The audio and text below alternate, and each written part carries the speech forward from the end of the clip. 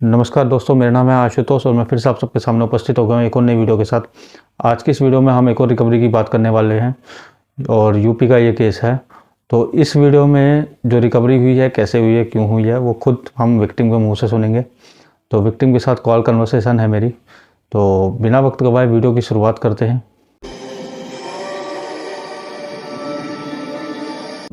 Hello. Hello. जी ma'am. Yes sir. बताइए आपके incident के बारे में। हाँ जी सर। तो मेरे साथ ये 12 जनवरी को एक्चुअली ये वर्क फ्रॉम होम स्कैम हुआ था। तो बेसिकली 11 जनवरी को मुझे व्हाट्सएप पे एक मैसेज आया था कि ये हम इस कंपनी से बोल रहे हैं। एक लड़की ने मैसेज किया था मुझे इंटरनेशनल नंबर से कि इस कंपनी से हम बोल रहे हैं, तो आप घर बैठे work from home part time करिए और आपको बस टास्क करने होंगे। आपको होटल वगैरह की गूगल पे रेटिंग देनी होंगी और पर रेटिंग का आपको 50 रुपीज मिलेगा। तो उसने पहले तो मुझे सैंपल टास्क दिया। उसने मुझे 3 लिंक और 3 लिंक से बोला कि आप इन तीनों लिंक का आप रेटिंग करके फटाफट से आप मुझे स्क्रीनशॉट भेजिए और जैसे ही आप स्क्रीनशॉट भेजेंगे आपके अकाउंट से 150 रुपीज हम डिपॉजिट कराएंगे। तो पहले तो मुझे थोड़ा सा लगा था कि अजीब है, क्या है, ऐसे अचानक से कैसे आ गया। मैंने पूछा कि आपको मेरा नंबर कैसे मिला, तो बोला कि हमें कॉलेज लॉक से मिल जाते हैं नंबर, हम ऐसे स्टूडेंट्स से ढूंढते हैं। ऐसा करके उसने मुझे इन्वेस्ट किया। तो फिर मैंने बोला सोचा चलो करके देखते हैं, क्योंकि उस टाइम एक्चुअली मुझे ऐसा था कि ऐसा मैं ढूंढ भी रही थी कोई पार्ट टाइम वगैरह। तो मैंने तो फिर करके उसको स्क्रीनशॉट भेजा। तो फिर उसने तुरंत मुझसे अकाउंट डिटेल्स दिया। तो मैंने अपना अकाउंट नंबर वगैरह दिया उसे। तो उसने फिर तुरंत ही 5 मिनट के अंदर ही मुझे 150 रुपये मेरे अकाउंट में डिपॉजिट किए।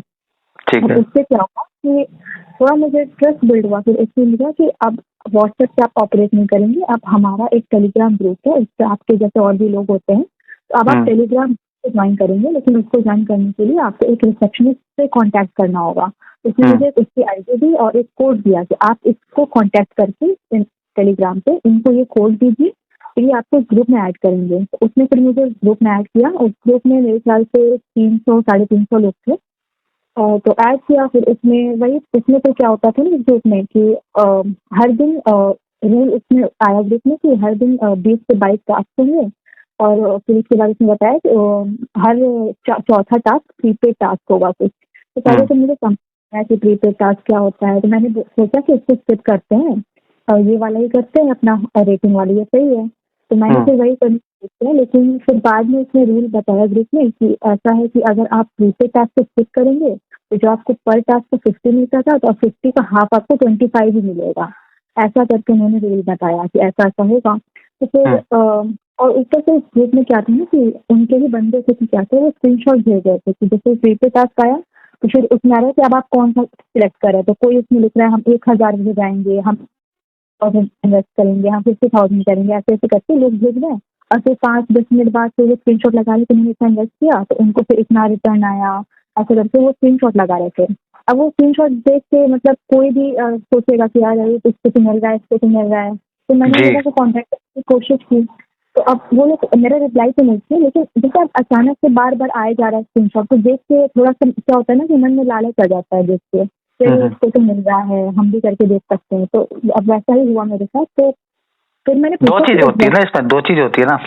एक तो स्क्रीनशॉट देख के मन मैनिपुलेट हो जाता है, दूसरा हाँ कंडीशन भी होती है कि आपको ये तो करना ही पड़ेगा, अदरवाइज वही। अमाउंट रिड्यूस हो जाएगा। हाँ, और मेरे से ये भी बोला था उसने कि अगर आप पहले तो मैंने उससे पूछा कि देखिए ऐसा है कि अभी मुझे इस पे कॉन्फिडेंस नहीं है आपके प्रीपेड टास्क में, है ना, तो मैं अभी ये नहीं करूंगी और अभी मैं ये वाला करूंगी, हॉस्टल होटल रेटिंग वाला। तो इसने बोला कि अगर आपको ऐसा करना है तो आप 2-3 दिन तक आप कर सकते हैं, उसके बाद हम आपको ग्रुप से निकाल देंगे। उसने मुझे ऐसा बोला। फिर मैंने सोचा यार क्या बात होती है। फिर मैंने जब देखा कि स्क्रीनशॉट आ रहे हैं तो फिर मुझे थोड़ा इंटरेस्ट आ गया इसमें। तो मैंने फिर उससे पूछा उस रिसेप्शनिस्ट से कि भाई ये होता क्या है एग्जैक्टली। तो उसने मुझे एक्सप्लेन किया कि हमारे मर्चेंट्स होते हैं तो वो क्रिप्टो करेंसीज को हाइप करते हैं, एक ग्रुप टास्क कराते हैं कि जैसे आपके साथ 3-4 मतलब 5-10 लोग साथ में मिलके एक ही क्रिप्टो करेंसी को परचेज करेंगे। 2 मिनट की ट्रेडिंग होगी, 2 या 3 मिनट की। उससे वो क्रिप्टो करेंसी हाइप होगा तो मर्चेंट को भी प्रॉफिट होगा और उसका 30% आपको भी मिलेगा। ऐसा करके उसने मुझे कुछ लाया। तो मुझे लगा कि यार ऐसा इंट्रा ट्रेडिंग ऐसे होता तो है, तो मुझे लगा चलो ठीक है, क्या पता होता हो। तो मैं उनसे मैंने 1,000 कमाए थे, तो मैंने सोचा चलो जो 1,000 मैंने कमाए हैं उसी को डाल के देख लेते हैं क्या होता है। तो मैंने क्या किया कि मेरे अकाउंट में से 5,000 रुपए थे, मैंने पूरा अकाउंट अपना खाली किया। उनके 1,000 जो बचे थे वही मैंने भेजा उसे। तो उसने मुझे एक कोई क्रिप्टो करेंसी की कोई वेबसाइट थी, उस पर मेरा आईडी वगैरह बनाया उसने। तो उसमें वो लोग होता है ना फेक तरीके से दिखाते हैं कि इतना 1,000 अपलोड हो गया आपके वॉलेट में, उस वॉलेट में अपलोड हो गया है। तो उसने अपलोड, हाँ, वो दिखाया और फिर मुझे एक अलग ग्रुप में ऐड किया। इसमें मेरे जैसे और कुछ होंगे या फिर उसी से बंदे होंगे, वो मुझे नहीं पता, 5-6 लोग थे। तो उन सबके साथ बोला कि अब आपको ग्रुप टास्क करना है। उसने मुझे बताया कि ऐसे ऐसे इस वाली क्रिप्टो करेंसी को आपको परचेज करना है, 2 मिनट की ट्रेडिंग करनी है, वो उसमें सारे स्टेप उसने बता दिया। तो मैंने वैसे वैसे किया और फिर उसने जितना बोला था कि 1,000 का 1,300 हो गया था, तो एग्जैक्टली 2 मिनट बाद ये 1,300 हो गया। तो मेरे वॉलेट पे 1,300 दिखाया। फिर मैंने बोला कि हाँ देखिए हमारे पे तो दिखा रहा है। तो फिर उसके बाद 5 से 10 मिनट के बाद उसने मुझे पैसा भेज दिया मेरा 1,300। अब इससे इसी में मैं फंस गई। अब मुझे लगा यार ये तो सही सही चीज़ है, ये तो ऐसे दिखा रहा है, मतलब ऐसे तो ये सच में दे भी दे रहे हैं मुझे, तुरंत प्रॉम्प्टली वैसे विड्रॉ करके दे भी दे रहे हैं हमें पैसा। तो फिर थोड़ा सा मैं फंस गई। फिर 11 जनवरी की बात है। फिर 12 जनवरी को क्या हुआ, मैं वैसे सुबह उठी थी तो वही मुझे मैसेज आया कि आज फिर से आप करिए, अगर आज आप सारे टास्क कंप्लीट करेंगे तो आपको 2,000 रुपीज बोनस मिलेगा, प्लस आप रेगुलर एम्प्लॉय बन जाएंगे। फलानी ढिमकान पता नहीं क्या ऐसे ही बोला उसने। फिर मैंने वही हॉस्टल जो होटल रेटिंग वाला उससे शुरुआत की। तो चौथा टास्क का है वही प्रीपेड वाला। तो मैंने सोचा फिर से मैं 1,000 से ही करूंगी। लेकिन फिर जब मैंने बोला कि मैं 1,000 सिलेक्ट करूंगी तो बोल रही है कि नहीं, अब वो फर्स्ट टाइम अराइवल का था। तो अब आपको 3,000 से ही स्टार्ट कर सकते, 3,000, 5,000, 10,000, अब आप अपनी इच्छा अनुसार करिए। तो मैंने बोला चलो ठीक है, एक ही बार करना है, 3,000 वाला कर देते हैं। मैंने 3,000 वाला सिलेक्ट किया। फिर उसने मुझे ग्रुप में ऐड किया, मैंने पैसा वैसे ही जमा किया, वो सब हो गया, वो टास्क कंप्लीट हो गया। तो 3,000 का 30% के हिसाब से प्रॉफिट उसमें शो होने लगा। लेकिन अब उसके बाद उसने स्टार्ट किया मुझे फंसाना। एक इंस्ट्रक्टर था उसमें, वही हम गाइड करता था उस ग्रुप में। अब वो कह रहा है कि अब क्या है कि जो मर्चेंट है वो एक और टास्क देगा, अब आप ये विड्रॉ तभी कर सकते हैं जब आप वो वाला टास्क भी करेंगे। तो अब मुझे लगा ये क्या बात है, तो पहले तो आपने बताया नहीं था ऐसा कुछ होता है, अभी पिछली बार मैंने एक ही टास्क किया। तो मुझे थोड़ा सा लगा कि क्या है भाई ये। तो फिर इसने फिर दूसरा टास्क भेजा। अब उस ग्रुप में ना 2 और लोग थे, अब वो उन्हीं के बंदे थे। तो वो दोनों मान गए कि हाँ हम करने के लिए तैयार हैं। तब अब वो दोनों मान गए तो मुझे मानना पड़ गया। उन लोगों को मुझे लगा कि ये दोनों भी अपने जैसे ही मान रहे तो मैं भी कर लेती, करके देख लेती हूँ। तो वो था कि फिर भाई फिर से वैसे है कि 3,000 करना है कि 6,000 करना है कि 10,000 करना है। तो मैंने सबने 3,000 सिलेक्ट किया फिर से। तो 3,000 इस समय दिया मैंने, तो 3,000 इस समय दिया।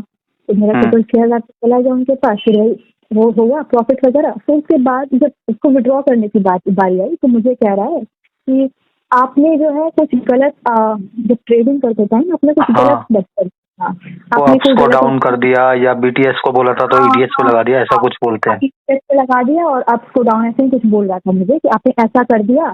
तो अब आपने पहले रूल पढ़ा नहीं, हमने आपको सब चीज सही बताया था, आपने गलत कैसे कर दिया, आप इतना पैसा नहीं निकाल सकते हैं। अब मैं डर गई कि निकाल सकते। तो मैंने खूब बोला कि ऐसा, मैंने पहले रिक्वेस्ट की थी भाई देखो ऐसा है कि मेरी वर्किंग से तुम डायरेक्टली बात कराओ, जो है आपको थर्ड पार्टी है ना, आप उसी से डायरेक्ट बात करा दीजिए, क्या दिक्कत है क्या नहीं है। तो फिर बोला कि नहीं ऐसे नहीं होता है, ये नहीं होता है, वो नहीं होता है, आपको चाहिए तो आपको 2 टास्क और खेलने पड़ेंगे। तो मुझे समझ में आया कि चलो 3-3 हज़ार का खेला, 3-3 हज़ार का और खेल के अपना पैसा निकालते हैं, मैंने ये सोचा। लेकिन जो तीसरा टास्क है वो 20,000 का दे दिया उसने मुझे। अब बाकी जो ग्रुप में है वो दोनों एग्री किए जा रहे हैं। मुझे लगा ये दोनों एग्री कैसे करें, इनके पास इतना पैसा आ कहाँ से रहा है। मैं मतलब अभी 3,000 लगा, 3,000 फिर 20,000 के लिए तुरंत एग्री कर गए। तब मुझे थोड़ा सा लगा, लेकिन मैंने सोचा चलो ठीक है करके देखते हैं। मुझे बोला कि आप तीसरे टास्क में आपको हम दिलवा देंगे। जो रिसेप्शनिस्ट ने मुझे कन्विंस किया कि आपको हर टाइम ऐसा कन्विंस करने की कोशिश करते हैं कि चलो ये वाला लास्ट है। हाँ, मुझे बोला कि आपके लिए ये वाला लास्ट है, आप स्टूडेंट हैं, आपको छोड़ देंगे, आप चिंता मत कीजिए। ऐसा करके बोला कि अब आप ये वाला करिए। तो मैंने किसी तरह से अरेंज वगैरह घर घर से करके दिया उन्हें 20,000।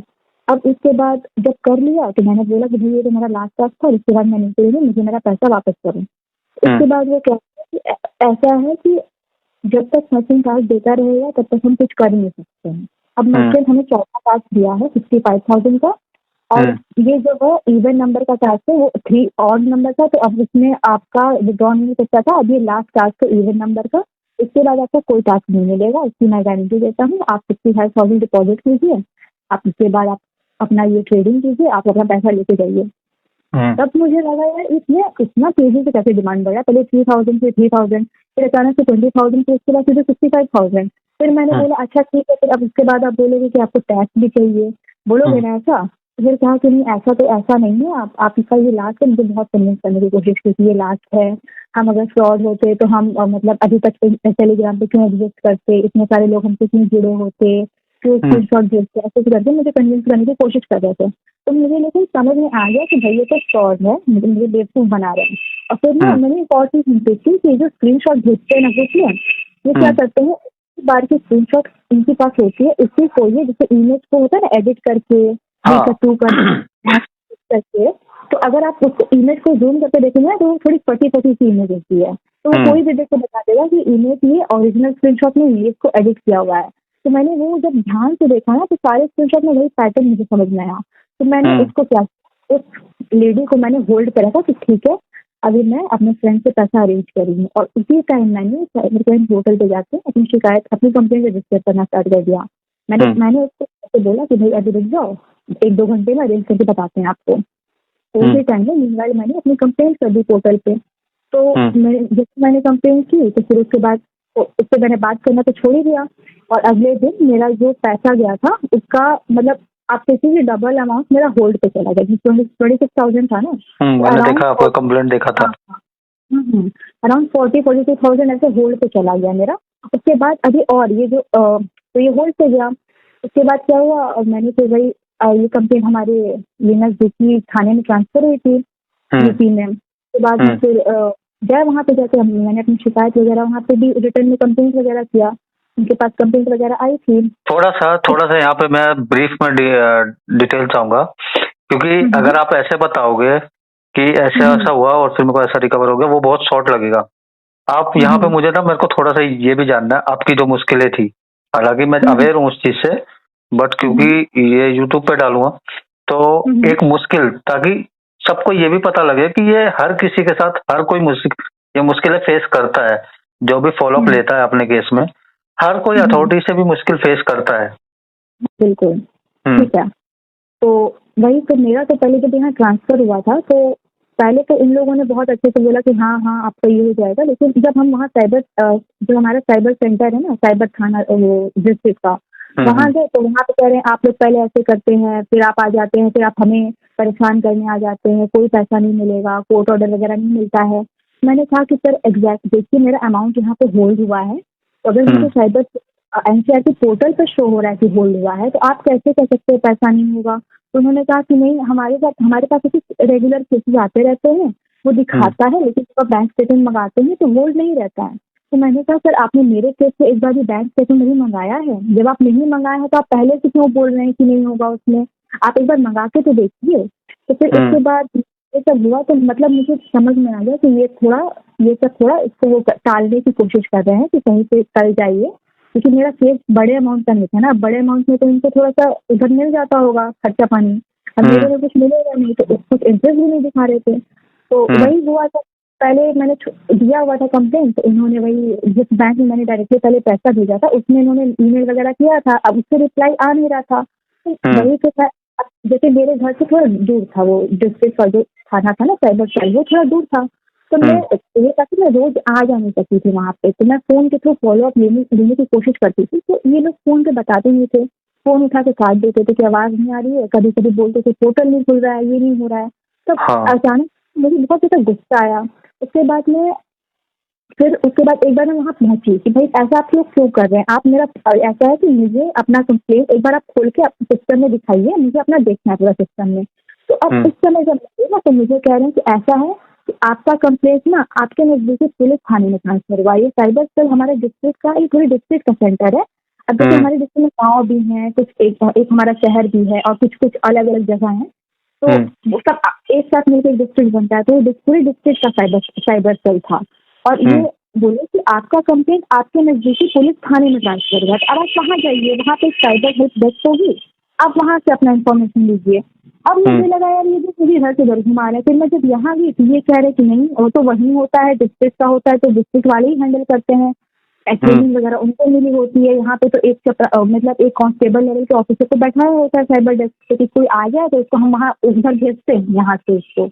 अगर तो मैं यहाँ पे गलत नहीं हूँ तो मैं अगर यहाँ पे ये कहूँ कि अगर आप अनएजुकेटेड बन के जाओगे तो वो लोग आपको घुमाएंगे, बट अगर आप एजुकेटेड बन के जाओगे तो ही आप फाइट कर सकते हो, राइट? हाँ एग्जैक्टली। तो पहले तो इन्होंने मुझे इधर से उधर घुमाया। अब मैंने क्या किया, बहुत आया गुस्सा, तो फिर मैंने एसपी ऑफिस में जाके एप्लीकेशन दी। वहाँ पे मैंने बताया कि सर देखिए ऐसे ऐसे हो रहा है मेरे साथ, मुझे ये बोल रहे हैं वहाँ है, ये बोल रहे हैं वहाँ है। अब वो मुझे अपने सिस्टम पे खोल के दिखा नहीं रहे हैं, मैं जा रही हूँ तो मुझे भगा दे रहे हैं, तो मैं क्या करूँ? मेरा भी टाइम वेस्ट हो रहा है इसमें, क्योंकि इससे मेरे केस में कोई प्रोग्रेस मुझे बताई नहीं जा रही है। तो उन्होंने कहा कि ठीक है हम इस पे आपको एक्शन लेते हैं, फिर हम आपको बताते हैं। तो जैसे वो रिपोर्ट वगैरह मतलब मैंने सबमिट किया एप्लीकेशन, उसके बाद मैंने एक ये भी काम किया कि जो साइबर क्राइम की पोर्टल है उसपे कॉन्टैक्ट लिस्ट में ना जैसे हर स्टेट का एक नोडल साइबर सेल ऑफिसर का फोन नंबर और ईमेल आईडी दी रहती है और एक ग्रीवेंस दी रहती है। तो मैंने वहां से अपने यूपी के साइबर सेल हेडक्वार्टर पे कॉल कर लिया। तो वहां पे मैंने अपना बताया कि भाई ऐसा ऐसा मेरे साथ हो रहा है, मेरा कंप्लेन 12 जनवरी का ही था, अभी तक 1 महीने हो गया, कुछ मतलब ये लोग बता ही नहीं रहे हैं, बैंक से रिप्लाई नहीं आ रहा है, क्या करे कुछ पता ही नहीं चल रहा है मुझे, होल्ड वाला अमाउंट है क्या है, स्टेटमेंट मंगा ही नहीं रहे। तो फिर उन्होंने फिर जो नोडल साइबर सेल ऑफिसर है उन्होंने मुझसे डायरेक्टली फिर बात की, मतलब उन्होंने उनके ऑफिस में उनसे मुझसे कनेक्ट करवाया कॉन्फ्रेंस कॉल पे। तो मैंने बात की, उन्हें बताया, उन्होंने कहा कि हम अभी फोन करके उन्हें थोड़ा सा समझाते हैं, ऐसा नहीं करना चाहिए, एक्शन लेने के लिए बोलते हैं। पहले तो साइबर वो जो मैंने कॉल किया था ना, तो उनके किसी स्टाफ ने उठाया था, तो वो बोल रहे थे कि यहाँ ज्यादातर ऐसे ही करते, बेवकूफ बनाते हैं लोगों को, जानबूझ के परेशान करते हैं ताकि आप खुद ही वहाँ जाना छोड़ दें, लेकिन यहाँ से जब थोड़ा एक बार डांट वाट खा जाएंगे ना तो फिर सब लाइन पे आ जाएंगे, ऐसा उन्होंने बोला था। तो शायद यहाँ से फोन गया था उनके पास, तो या फिर फोन गया ना, तो मुझे अगले दिन फोन आया कि आप वापस आइए, आपकी डिटेल आ गई है। अचानक से डिटेल आ गई एक दिन में। फिर मैं गई तो ये शायद ये 25 से 26 फरवरी को मैं गई, तो मुझे दिखाया, बाकायदा मुझे सिस्टम में दिखाया कि आपने अपने लखनऊ में क्यों फोन कर दिया, ये क्या कर दिया, इतनी करने की जरूरत थी कि हम लोग तो कर ही रहे थे। तो मैंने बोला आप कर रहे थे तो आप बता नहीं रहे थे मुझे, मैं क्या करूँ, मुझे वहाँ पे नंबर दिख गया, मैंने कर दिया फोन। मैंने तो ऐसे नहीं बोले कि मुझे वहाँ नंबर तो दिख गया तो मैंने कर दिया। अब फिर वो सिस्टम पे दिखाया कि ये इस बैंक से आया है, यहाँ सेल हुआ है, ऐसे से गया है, अब आप क्या कीजिए, अब आप अपने पुलिस थाने, नजदीकी पुलिस थाने में जाके FIR लॉन्च कीजिए, उसके बाद आपका कोर्ट ऑर्डर निकलेगा। मैंने बोला ठीक है। फिर मैं गई, फिर यहाँ पे FIR की एप्लीकेशन दी, 2 दिन बाद मेरा FIR हुआ। तो 28 फरवरी को मेरा FIR हुआ। अब FIR हुआ 28 फरवरी को, अगले ही दिन मतलब 1 मार्च को जिसके अकाउंट में पैसा होल्ड हुआ था, जैसे 4-5 अकाउंट में होल्ड हुआ था, उसमें से एक पर्सन ने मेरे साइबर सेल को कॉन्टेक्ट किया कि वो कोई बिजनेसमैन है, साउथ इंडिया से है और उसका पूरा करंट अकाउंट होल्ड हो गया है और उसमें उसके लाखों रुपए होल्ड हो गए हैं, ऐसा करके वो बोला। उनकी कंप्लेंट 26,000 की है, लेकिन इसके वजह से मेरा पूरा अकाउंट ही होल्ड हो गया है। अब उसकी वजह से मेरा बिजनेस पूरा ठप पड़ गया, ये हो गया है, तो आप मेरा अकाउंट रिलीज करवा दीजिए, मैं उनका पैसा देने के लिए तैयार हूँ, ऐसा उसने बोला। तो पहले तो भाई मुझे लगा कि पता नहीं सच बोल रहा है कि झूठ बोल रहा है, ऐसे कैसे दे देगा। फिर मैंने बोला सर आप पहले उसकी आइडेंटिटी थोड़ी वेरीफाई कीजिए। तो फिर उन्होंने, ये हमारे जो IO थे, उन्होंने फिर उससे बात की, फिर वहाँ से पता नहीं क्या कुछ आइडेंटिटी वगैरह उसकी वेरीफाई की। फिर उसने उसकी रिकॉर्डिंग भी मुझे सुनाई थी। तो उसमें वो बोल रहा था कि मतलब अगर वो स्कैमर होता तो खुद से क्यों ही कॉन्टेक्ट करता, वो तो कब से, मतलब जब से उसका अकाउंट फ्रीज हुआ है तब से वो अपने बैंक में जाके बैंक मैनेजर से कब से पूछ रहा है कि कौन सी कंप्लेंट नंबर में फ्रीज हो गया है क्या नहीं है। तो फिर उससे साइबर पुलिस ने पूछा कि आपने ऐसा कौन सा ट्रांजेक्शन किया था कि जिससे फ्रीज हुआ है। उसने बताया कि वो जैसे पता नहीं कोई CSE का बिजनेस करता है, तो अपने जैसे होता है ना दुकान में वो UPI का QR कोड लगा के बैठते हैं लोग, तो कोई पर्सन उसके पास आया था, तो उसके मतलब कोई जान पहचान का ही कुछ मोहल्ले का पर्सन आया था, तो उसको 15,000 रुपए ऑनलाइन उसने ट्रांसफर किए थे और इसके बदले में कैश लेके चला गया था उनसे। तो इनके जान पहचान का था, तो इन्होंने फिर वही उसी वजह से दे दिया था कि चलो ठीक है, 15,000 उसने ऑनलाइन दिए, इन्होंने कैश दे दिया। अब इसी ट्रांजेक्शन, वो जो ट्रांजेक्शन था, वो जो पैसा था, वो मेरा पैसा था, जेल में पकड़ा। साइबर पुलिस के, तो वो मेरा पैसा इनके अकाउंट में आया, इसलिए इनका अकाउंट होल्ड हो गया। अब जो इसने भेजा था वो तो अपना पैसा लेके निकल गया। हाँ, वो तो निकल गया। हाँ, वो तो निकल गया, अब होल्ड हो गया इनके अकाउंट में। तो फिर वही तो फिर इन्होंने, मेरे साइबर पुलिस ने मुझे वहाँ बुलाया, फिर कॉन्फ्रेंस कॉल पे मेरी इस आदमी से बात कराई, तो वही यही बोल रहा था कि ऐसा ऐसा हुआ है, अब आप ऐसा है कि कोर्ट वगैरह में मत जाइए, आपने FIR कर दी है, उसमें हम भी फंस जाएंगे, अब हम इन सब चक्करों में पढ़ना नहीं चाह रहे हैं, आपको भी आराम हो जाएगा, हमें भी आराम हो जाएगा, आप अपना ये FIR वगैरह वापस ले लीजिए, हम आपको पहले पैसा भेज दे रहे हैं, डिक्लेरेशन भी साइन करके भेज दे रहे हैं कि ऐसा ऐसा हुआ है, हम पैसा देने के लिए तैयार हैं। तो मैंने तो फिर उसके बाद वही साइबर पुलिस ने बोला कि हाँ ठीक है, आपका अमाउंट भी ज़्यादा नहीं है, अब अगर आप कोर्ट ऑर्डर भी लेने जाएंगी तो वकील ही आपके 5,000 रुपये ले लेगा। हाँ, वो तो है। आपके पास बचेगा क्या फिर? तो वही फिर हुआ। तो इसके बाद उसने फिर उन्होंने फिर दिलवाया मुझे पैसा, उसने शायद UPI के थ्रू मुझे भेजा, ट्रांसफर किया। तो फिर उसके बाद मैंने फिर FIR वगैरह किया, कंप्लेंट वापस लेने के लिए एप्लीकेशन वगैरह दिया, तब मेरी कंप्लेंट क्लोज हो गई फिर वहाँ से। तो वही फिर इस तरीके से सेटलमेंट हुआ पूरा मेरा। ठीक है, अब इस चीज में आप जब ये केस लड़ रही थी, हाँ जी, किस किस लोगों का, फैमिली में से, कहीं से, फ्रेंड सर्कल में से, किस किस लोगों का सपोर्ट मिला आपको? तो या किसने इस केस में आपको थोड़ा सा फीडबैक वो किया, पुश किया है, जिसकी वजह से आप लड़ पाए या कुछ कर पाए, आगे समझ पाए? हाँ हाँ, तो बेसिकली वैसे घर पे तो मैंने अपनी मतलब मम्मी को बताया था, और एक भाई को बताया था, और एक दो फ्रेंड्स को पता था मेरे। और वैसे उन लोगों को तो वैसे इसके बारे में कोई डिटेल नॉलेज नहीं थी कि क्या करना होता है क्या नहीं। वैसे ये जो ऑनलाइन पोर्टल पे जो कंप्लेंट होती है इसकी नॉलेज तो मुझे ही थी कि ऐसे कंप्लेंट किया जाता है, तो मैंने तो तुरंत कंप्लेंट तो कर दी थी। बट अब आगे फॉलो अप कैसे लेना है, क्या करना है, क्या नहीं होता है, वो सब प्रोसेस का मुझे भी इतना आइडिया नहीं था। तो ये सब मैंने भाई इंटरनेट वगैरह से थोड़ा पढ़ा, फिर यूट्यूब पर मैंने वगैरह किया, तो कुछ लोगों की वीडियोज दिखी, उसमें से आपकी भी वीडियोज मुझे दिखी, फिर आपकी वीडियोज में ये देखती गई, तब मुझे समझ में आया अच्छा ऐसे ऐसे रिकवरी होती है। फिर आपसे मैंने कनेक्ट भी किया, उसके बाद फिर वही आपसे गाइडेंस मिली, और इधर उधर से पता किया। जब मेरे केस में प्रॉब्लम हो रही थी, जब मुझे पुलिस इधर से उधर घुमा रही थी, तब आपने भी बोला था कि आप हायर अथॉरिटी से बात कीजिए, ये सब कीजिए। तो वही सब मैंने फिर गाइडेंस लेके ये सब किया। तो उसके बाद उसी के थ्रू हुआ है, और RBI में भी आपके थ्रू ही मतलब हमने वो कंप्लेन करवाया था, मतलब देख के कि क्या करना है, आपको गाइडेंस ली थी कैसे कर सकते हैं, क्या कर सकते हैं। जब हम मेरे बैंक ने भी बहुत परेशान किया मुझे, मतलब मेरे बैंक ने तो ये किया कि मैंने कंप्लेन जो ईमेल, इतना डिटेल ईमेल लिख के भेजा कि मेरे साथ हुआ क्या था एग्जैक्टली, क्रोनोलॉजिकल ऑर्डर। मेरी बैंक क्या थी, उसको पढ़ी ही नहीं, उन्होंने चार्जबैक रेज कर दिया, और फिर इतनी बार ईमेल भेजा, इतनी बार कॉल पे बात की, हर बार कहते नहीं हमारी तरफ से प्रोग्रेस में है। और लास्ट में क्या हुआ कि 1 महीने बाद सारे कंप्लेंट को उन्होंने ही क्लोज कर दिया। बेनिफिशियरी बैंक तो क्लोज करेगी, आप चार्जबैक अगर आप रेज करोगे तो वो तो रिजेक्ट ही करेंगे ना। लेकिन इसलिए मेरी तरफ से कुछ एडवोकेसी ही नहीं दिखा, एडवोकेट ही नहीं किया उन बैंक को कि हाँ भाई हमारा कस्टमर था, ऐसे ऐसे हुआ था, आप इससे इसका पैसा वापस दिलाइए, कंपनसेशन लीजिए। तो मेरे साथ में कुछ नहीं। तो फिर वही आपको मैंने ये सब बताया था, तो फिर हमने फिर कंप्लेन रेज किया था RBI के CMS पोर्टल पे, तो वही अपनी बैंक या बेनिफिशियरी बैंक से अगेंस्ट। तो वो सारी कंप्लेंट भी एक्सेप्ट हुई, एक्नॉलेजमेंट आ गया था, तो वो सब तो भी पेंडिंग है, बट रिजोल्यूशन तो मुझे साइबर वालों ने करवा दिया। यही था। अब मुझे ये बताइए, आपका क्या मैसेज रहेगा विक्टिम को? जो मेरे पास मोस्टली कंसर्न आते हैं स्टार्टिंग में, बहुत से लोग अपने आप को ब्लेम करते हैं कि ये सब कुछ हमारी वजह से हुआ है, और कहीं ना कहीं चूक करते हैं वो कि कोई कंप्लेन नहीं करता, घर में आने का डर रहता है कि घर में पुलिस ना आ जाए, कोई बैंक को कंप्लेन नहीं करता क्योंकि उनको किसी जगह से ये इंस्ट्रक्शन मिली होती है कि उधर कंप्लेन करने की जरूरत नहीं है।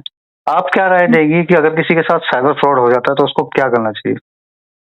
वैसे मेरा तो ओपिनियन ये होता है कि साइबर फ्रॉड हुआ है तो आपको सबसे पहले तो जो ऑनलाइन साइबर क्राइम की पोर्टल है, अगर आपको कंप्लेन करने आता है, लैपटॉप वगैरह है आपके पास, तो आप सबसे पहले तो उस पर कंप्लेन कीजिए। अगर आपको नहीं आता है तो आप 1930 पे कॉल करके कंप्लेंट अपनी रजिस्टर जरूर कराएं। आपका कितना भी अमाउंट, छोटा से छोटा भी अमाउंट हो, उससे क्या होता है ना कि वो जो अकाउंट ट्रैक होते हैं ना, तो फिर अगर एक बार उस पर्सन का अकाउंट अगर फ्रीज हो जाता है ना, तो आगे अगर वो कोई किसी और पर्सन अगर स्कैम हो सकता था तो वो बच जाता है उस वजह से, क्योंकि वो अकाउंट फ्रीज है। बैंक का काफी लोग ये कहते हैं कि बैंक को कंप्लेंट करने से कुछ नहीं, बैंक का क्या रोल रहता है? बैंक का तो सर देखिए अलग अलग बैंक का अलग अलग रहता है। अब जैसे मेरी बैंक है उसने तो मुझे तो कुछ सपोर्ट किया नहीं, लेकिन ये है कि अगर आप बैंक में कंप्लेन किए और 30 दिन तक आपको रिजोल्यूशन नहीं मिला तो आपके पास एक आरबीआई का रास्ता खुल जाता है कि आप आरबीआई के सीएमएस पोर्टल पर अपने बैंक के अगेंस्ट कंप्लेन कर सकते हैं। तो अगर आरबीआई को आपका अगर आरबीआई आपके केस से कन्विंस हो जाती है तो एटलीस्ट ये रहता है कि आपको कुछ ना कुछ उधर से रिकवरी के चांसेस रहते हैं। तो अगर कोर्ट ऑर्डर भी नहीं चल रहा है, उस अकाउंट में पैसे नहीं दिए, तो कम से कम आरबीआई के थ्रू कुछ ना कुछ गारंटी रहती है कि अगर आरबीआई कन्विंस होती है और बेनिफिशियरी बैंक या आपकी बैंक का कोई डिफॉल्ट अगर पकड़ाता है इसमें, तो कुछ ना कुछ चांसेस तो रहते हैं। तो बैंक में भी कंप्लेन कर देना चाहिए, भले बैंक आपकी सुने या ना सुने, क्योंकि 30 दिन के बाद आपके पास आरबीआई का रास्ता खुलता है। अगर आरबीआई के पास आप डायरेक्टली तो जा नहीं सकते हैं, जाने के लिए पहले आपको अपने बैंक ही जाना पड़ेगा। तो कर दोनों तरफ चाहिए, एक साइबर क्राइम पोर्टल पर भी करना चाहिए ताकि उस स्कैमर का अकाउंट फ्रीज हो और वो नेटवर्क पकड़ा जाए, और दूसरा आपको अपने बैंक में भी बता देना चाहिए। अच्छा, एक चीज और, क्योंकि आप एक विक्टिम भी रही है, माइंडसेट पे क्या प्रभाव रहता है जो नए केस हैंडलर होते हैं, फिर केस जैसे जैसे धीरे धीरे जाता है, माइंड पे क्या इफेक्ट पड़ता है, अप्स एंड डाउन क्या क्या आते हैं? हाँ हाँ सर, इसमें देखिए पहले तो जैसे ही पैसे जाता है ना, इंसान एकदम से इम्पेशेंट हो जाता है कि ऐसा कैसे हो गया। जब वो होता है ना उस समय तो जैसे हम ब्रेन वॉश हो जाते हैं, हमें समझ नहीं आता कैसे कैसे पैसा दे देते हैं। उसके बाद जब वो हो जाता है तब जाके रियलाइज होता है, अरे मैंने कैसे कर दिया। तो उस समय ना हम अपने आप को डाउट करते हैं, यार हम इतने बेवकूफ़ हैं, मतलब ऐसा कैसे कर सकते हैं, मतलब इतना पढ़ा लिखा सब व्यर्थ है, ऐसा सोचने लगते हैं। तो बहुत ज़्यादा अपने बारे में ना बहुत ज़्यादा नेगेटिविटी आ जाती है इंसान के अंदर, वो सेल्फ डाउट आ जाता है कि हम ऐसा कैसे कर सकते हैं। फिर दूसरी चीज़ होती है ना कि इम्पेशेंस आ जाता है कि अब जैसे मेरा पैसा चला गया, अब जैसे गया एक दिन में गया तो एक दिन में वापस आ जाए। तो इम्पेशेंस होता है, उसकी वजह से हम इधर उधर भागते रहते हैं, क्या करें 50 जगह हम कंप्लेन कर देते हैं, उससे फिर होता है कि कुछ नहीं होता है। इसमें वो मैनिपुलेट हो जाता है केस। क्या करता है कई लोग उसको एकदम से सारी जगह पे एस्केलेट कर देते हैं, एग्जैक्टली। और वो फिर खुद विक्टिम को याद नहीं रहता कि उसने कहाँ क्या कब किया है। और वो फिर धीरे धीरे जैसे जैसे क्लोजर आते हैं ना चीजों के, उसके माइंड पे प्रेशर आने लग जाता है, और जितना स्टेबल अनस्टेबल वो पहले था ना, उससे कई गुना ज्यादा अनस्टेबल वो बाद में हो जाता है। एग्जैक्टली यही होता है। तो इसमें यही करना है कि एक तो अब हो गया उसका एक्सेप्ट कीजिए, आपसे गलती हुई है, जो भी हुआ है उसको एक्सेप्ट कीजिए। देखिए गलती तो हर इंसान से ही होती है। अब आपकी यहाँ पे गलती हुई, किसी से कहीं गलती हो जाती है, गलती तो सब कोई करता ही ना कहीं कुछ ना कुछ गलती तो होती है। अब ये अगर हम बैठ के सोचेंगे कि अरे हमसे गलती हो गई, क्यों हो गई, क्योंकि जब ये सोचिए उसको कैसे रेक्टिफाई कर सकते हैं। हो गई, अब उसको सही करने के लिए क्या कर सकते हैं, उसको रिवर्स करने के लिए, अपना पैसा वापस लाने के लिए क्या कर सकते हैं, उस पर ध्यान लगाइए। जो मेरे द्वारा मैटर भेजे गए थे, क्या उन मैटर में कहीं से भी आपको लगा कि विक्टिम की कोई गलती थी इसमें? नहीं, मैटर जो आपने भेजा था उसमें तो हम ये दिखाते हैं कि बैंक की तरफ से क्या डेफिशिएंसी थी और किस सिचुएशन में कैसे मैनिपुलेशन हुआ था, क्या साइकोलॉजिकल टैक्टिक्स यूज की गई थी, तो वो प्रूव करते हैं। जो कि नॉर्मल पीपल अवेयर नहीं रहता कि कोई भी किसी को किस तरीके से मैनिपुलेट करता है। लोगों को कई बार ऐसा लगता है कि नहीं यार ये मेरा ही फॉल्ट है, जैसे कि उसने खेला, उसने गवाया, तो उसको लगता है कि यार ये तो मैंने शेयर मार्केट में लगा दिया और वो डूब गया, ये तो क्रिप्टो में लगाया वो डूब गया, इसमें उनकी कोई गलती नहीं है, मेरी ही गलती है। अगर मैं इसमें अच्छा खासा अमाउंट लेके बैठा होता तो मैं कुछ रिकवर कर पाता। काफी लोगों की माइंड थिंकिंग ये रहती है, और काफी लोगों की माइंड थिंकिंग ये रहती है कि मेरी गलती है तो मेरी गलती पे बैंक क्या करेगा, है ना। जबकि वो जो करंट अकाउंट यूज हुए होते हैं, वो चीजें यूज हुई होती है, उसमें कहीं ना कहीं डेफिशिएंसी निकलती है उनकी। एग्जैक्टली, वो मॉनिटर नहीं करते हैं मनी म्यूल अकाउंट को, तो वो सब डेफिशिएंसी निकलती हैं। बट जैसे पर्सन हम लोग जैसे अनअवेयर होते हैं ना, इससे पहले जैसे फ्रॉड नहीं हुआ रहता तब तक किसी को क्या पता रहता है कि क्या क्लॉज होता है आरबीआई में, बैंक को क्या क्या रेगुलेशन फॉलो करने होते हैं, सब किसी को उतना आइडिया नहीं रहता है। तो जब होता है तो पर्सन ये सोचता है अरे ये तो मेरी ही गलती है, फ्रॉड में तो मैं ही फंसी। अब बैंक गए, बैंक मैनेजर बोल देगा आप क्यों किए, आपने क्यों किया टास्क, आपने क्यों उसके बाद बातों में आए, तो गलती तो आपकी है। अब वो बोल दिया, आपने हाँ कर दिया, तो बस वहाँ पे फिर वो आप फंस गए। ये बैंक तो सबसे ज्यादा तो बैंक मैनिपुलेट करते और साइबर वाले भी कई बार ऐसे करते कि आपने गलती से किया, अब हमारे ऊपर क्यों प्रेशर डाल रहे हैं निकलवाने के लिए, आपने क्यों किया था, ऐसा क्यों किया था। तो मेरे वाले ने भी ऐसा बोला, तो मैंने फिर ये रिप्लाई दिया था कि सर ठीक है, हुआ मेरे से जो हुआ वो हुआ, आप लोग बैठे हो उसको रेक्टिफाई करने के लिए ना, आपकी जॉब क्या है, साइबर को ट्रैक करना आपकी जॉब है। अगर क्राइम हो रहा है तभी तो आप हो, क्राइम नहीं होता तो आप लोग क्यों होते? ये साइबर क्राइम का सेक्शन बनता ही तो पुलिस में, पुलिस ये सेक्शन ही क्यों बनता कि अगर ये साइबर क्राइम नहीं होता तो। अब अगर हो रहा है तो आपका काम, आपका जॉब, आपको एम्प्लॉयमेंट किस वजह से मिला? आपका जॉब प्रोफाइल यही है ना कि उनको पकड़ना है, आपको मुझे ब्लेम नहीं करना है, आपको उनको पकड़ने पे ध्यान देना है, तो आप अपना काम कीजिए। मैंने वहां जाकर ऐसा बोला था तो फिर वो चुप हो गए थे। तो ऐसे बोलने जाना चाहिए जैसे, तो क्योंकि बहुत बार ऐसा करते हैं कि हमें ब्लेम करने लगते हैं कि आपने ऐसा क्यों किया। वो अपना काम आसान करने के लिए कहीं ज्यादा काम मेहनत ना करनी पड़े वो आपके ऊपर डालेंगे। ऐसा बहुत जगह जगह होता है ये चीज। ये बात आपने सही कही। आगे ध्यान रखना इन चीजों का, किसी भी तरीके से कोई वो, अब तो क्योंकि आपके पास नंबर है, सब कुछ है, मैं हर एक विक्टिम को जैसे बोलता हूँ, कोई भी ऐसा कदम उठा रहे हो जिसकी आपको नॉन नहीं है, आपको लगता है, थोड़ा बहुत डाउट होता है, सस्पिशियस है, एक बार हमसे पूछ लो, या कोई अगर आपके साथ में नॉन है उससे पूछ लो ये चीजें क्या हो रही है कि नहीं हो रही, तो उसके बारे में डिटेल इन्फॉर्मेशन ले लो। ठीक है। और ये जो स्कैम हुआ, मैं इसमें इसके लिए किसी को ब्लेम इसलिए नहीं करूंगा क्योंकि नया बंदा ना, उसको नहीं पता होता कि टेलीग्राम प्रीपेड टास्क स्कैम के नाम से ये चीजें हैं। वो तो उस क्यू कॉइन को सर्च करता है, या जो वो पोर्टल का नाम होता है, या जो वो कंपनी का नाम दिया होता है वो उस नाम से सर्च कर रहा होता है। हाँ, सच में वो नहीं सर्च करता कि टेलीग्राम प्रीपेड टास्क स्कैम। वो तो बाद में अगर किसी का वो कीवर्ड फंस गया और उसमें एक आधी वीडियो उसको रिकमेंड हो गई तो उसने देख लिया, नहीं तो काफी लोगों को तो वीडियो तक रिकमेंड नहीं हो पाती। हाँ, वही बात है ना, ये क्योंकि ये लोग शुरू में एक कंपनी का बोलते हैं कि इस कंपनी से, अब आप सर्च किए वो कंपनी आपको दिख गई। कई बार ये लोग जो क्रिप्टो करेंसी जो ट्रेडिंग वेबसाइट का लिंक देते हैं उसका लिंक कैसे देखते हैं, ये तो सिक्योर प्लेटफॉर्म है, HTTPS वाला प्लेटफॉर्म है, आपको लगता है ये तो चलो सही ही होगा, सिक्योर्ड है तो सही ही होगा। हम लोग ऐसे ही सोचते हैं कि अरे ये तो सिक्योर्ड है तो ये तो सही ही होगा, इसका नाम भी कुछ ऐसा रख देते हैं जैसे कोई कंपनी होती है, जैसे एक वजीर एक्स कंपनी है उसके नाम पर ही कुछ बना के रख देंगे तो लगेगा ये तो कंपनी है ही, ये तो सही ही होगा, ये हम लोग सोचने लगते हैं और फिर उसी में फंस जाते हैं। फिर बाद में जब हो जाता है तब बहुत डिटेल में जब रिसर्च करना शुरू करते हैं तब जाके पता चलता है अच्छा ऐसा स्कैम चल रहा है, वर्क फ्रॉम होम स्कैम चल रहा है। ये आप गूगल पे जब आप ये सर्च करेंगे ना वर्क फ्रॉम होम स्कैम तभी आएगा इसके बारे में। अगर आप कंपनी का नाम सर्च करेंगे तब थोड़ी आने वाला है, तो नहीं तब नहीं आएगा। अच्छा, आप बात करते हैं आपके कल के क्वेश्चन की, जो कल आपने एक क्वेश्चन रखा था मेरे सामने। हाँ, वो क्वेश्चन आप मेरे को दोबारा पूछिए, क्या था वो क्वेश्चन?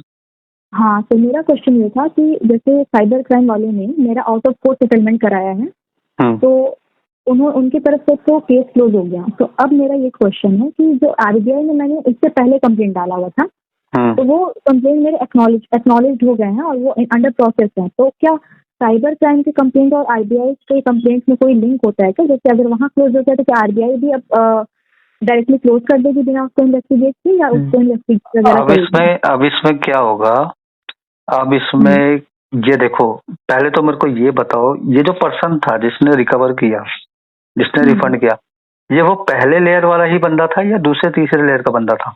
यानी कि तीसरे लेयर वाला था। तीसरे लेयर वाला बंदा था ना।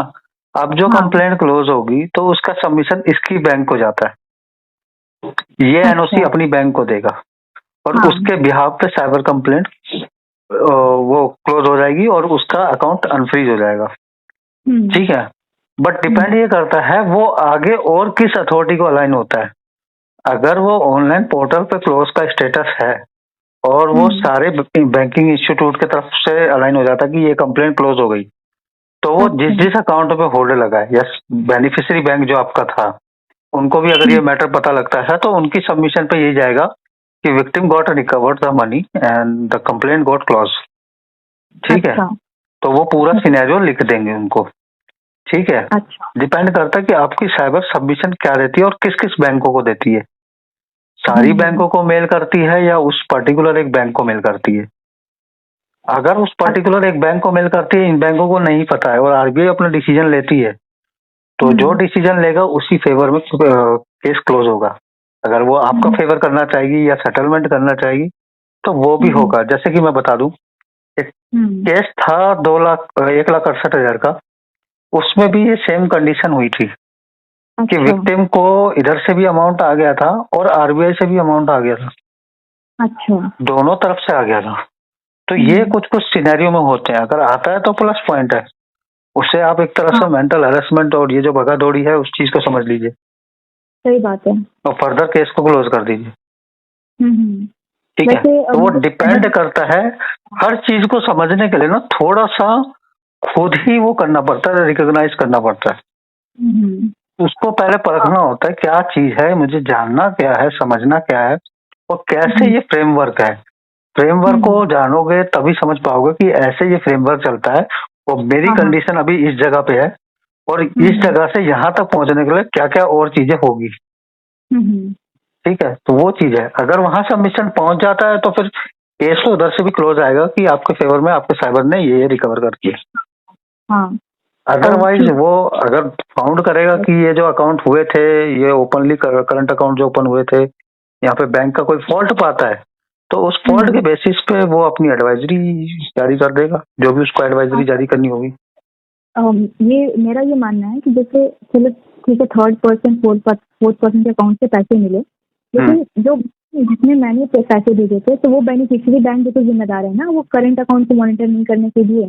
तो कंपनसेशन तो वहां से मिलना मतलब ये तो जस्टिफाइड होता है, क्योंकि मैंने पैसा उसने भेजा, उस बैंक ने मॉनिटर किया नहीं सही टाइम पे, उस अकाउंट से मुझे पता चला है एक अकाउंट से 20 लाख का ट्रांजेक्शन हुआ एक ही दिन में और एक अकाउंट से 80 लाख से 90 लाख का एक दिन में हेरा फेरी हुआ है।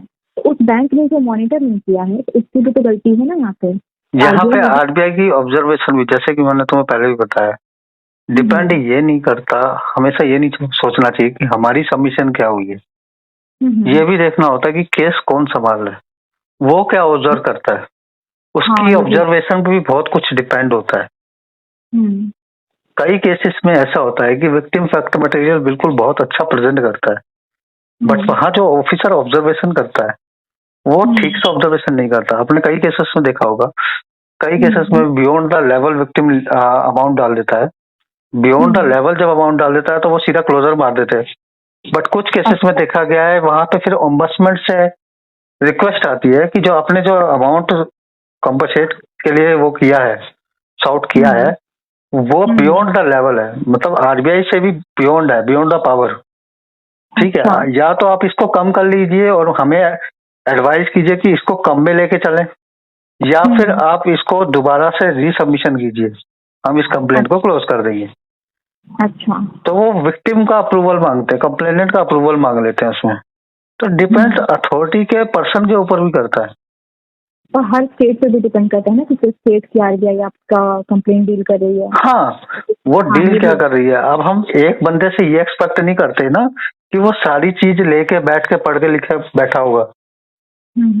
ठीक है, आपने बैंकों का वो किया, रुख किया, साइबर का रुख किया, सब कुछ का रुख किया। जब आप एजुकेटेड बन के गए, जब तक आप अनएजुकेटेड थी, जब तक आप अनएजुकेटेड बन के जा रही थी, आपको क्या रिस्पॉन्स आ रहा था? हाँ, रिस्पॉन्स तो वही मुझे मैनिपुलेट करते रहते कि आपने आपकी गलती थी, ये ऐसा था वैसा था। अब जैसे ही आपको किसी ने एजुकेटेड किया और उस एजुकेशन के वजह से ब्याह पे आप जब गई और उस एजुकेशन के ब्याह पे आपने आर्गुमेंट की, तब आपका रिस्पॉन्स क्या मिलने लगा? तब से फिर उसके बाद बोला कि ठीक है हम इसमें देखते हैं, मैटर को देखते हैं। फिर वही आरबीआई में इसीलिए एक्सेप्ट हुआ, उसने मेंटेनेबिलिटी देखी होगी कंप्लेंट की, तभी एक्सेप्ट हुआ होगा। फिर बैंक से मुझे फर्क क्या आता है, फर्क क्या आता है कि लोग कतराते हैं। मैं जो कहता हूँ आर्ग्यूमेंट या कन्विंसिंग करना, कन्विंसिंग करने का मतलब ये नहीं है, आर्ग्यूमेंट का ये मतलब नहीं है कि हमेशा फायर होके बात करो। हाँ, पॉइंट टू पॉइंट बात करो। हाँ, सही बात है। जिससे सामने वाला आपको रिकॉग्नाइज करे कि नहीं भाई, इसको हमने अगर ऐसा जवाब दिया तो मामला थोड़ा सा बिगड़ सकता है। ये वेल अवेयर है इस चीज से, ये चीज है। और वो चीज कोई नहीं पकड़ पाता। हाँ, वही बात है, ये एक्सपीरियंस ही आता है। फिर जैसे जैसे होता है उस एक्सपीरियंस से ही फिर इंसान सीखता है कि क्या करना है, किस सिचुएशन में कैसे बोलना है, ये सब होता है। फाइनली आपकी रिकवरी हो गई है, बहुत खुशी हुई। उम्मीद तो मैं यही करूंगा कि जैसे आपकी रिकवरी हुई है वैसे औरों की भी रिकवरी हो जाए। ठीक है, तो मेरी तो सर 1.5 महीने में ही हो गई वैसे। अगर ऐसे सबसे हाँ, फर्स्ट। साइबर सेल से तो फास्ट ही हो गई। मुझे तो लग रहा था कोर्ट ऑर्डर वगैरह लेंगे तो फिर वही ये 3 महीने होता का। है, बहुत से केसेस में होता है। अगर पैसा सर्कुलेट होते होते, एक राजस्थान के केस में भी ऐसा हुआ था, सर्कुलेट होते होते किसी कंपनी के अकाउंट में फंस गया था, वो कंपनी का अकाउंट ब्लॉक हो गया था। हाँ, तो ये सर्कुलेट होते होते किसी अच्छे अकाउंट में, इसलिए साइबर कंप्लेंट जरूरी है, और खुद से हाँ, करना तो और जरूरी है। गोल्डन आवर में कंप्लेन करना भी बहुत जरूरी है। जैसे ही आपको पता चले, आप फिर वेट मत करिए कि अरे कोई आके कर देगा, फटाफट से आप करिए कंप्लेन। और खुद से करना ज्यादा जरूरी है, क्योंकि हाँ। क्यों खुद से करना जरूरी है, क्योंकि इन्वेस्टमेंट, ये क्रिप्टो, बिटकॉइन, ये सब वर्ड डालने से ना, जो आप दूसरी साइड से जो केस को लड़ रहे होते हो ना, वहां पे इम्पैक्ट बढ़ता है, जो बैंकिंग साइड से जब आप लड़ रहे होते हो। हाँ, हाँ, सही बात है। फिर बैंक अपना फिर दे देती है कि अरे ये तो खुद से इन्वेस्ट कर रहे थे, तो इन्वेस्टमेंट होता है तो उसमें उसी में इनका लॉस हुआ है, तो इसमें हमारी क्या गलती है, ये भी आर्गुमेंट बैंक देती है। ठीक है मैम, ठीक है फाइनली सर। आपका रिकवर हुआ। आज की कन्वर्सेशन हम यही यस समाप्त करते हैं। उम्मीद करते हैं आगे आप किसी और ट्रैप में ना फंसो। Sir, yes sir, thank you sir, ठीक, thank you for guidance and everything. Yes sir. Okay okay.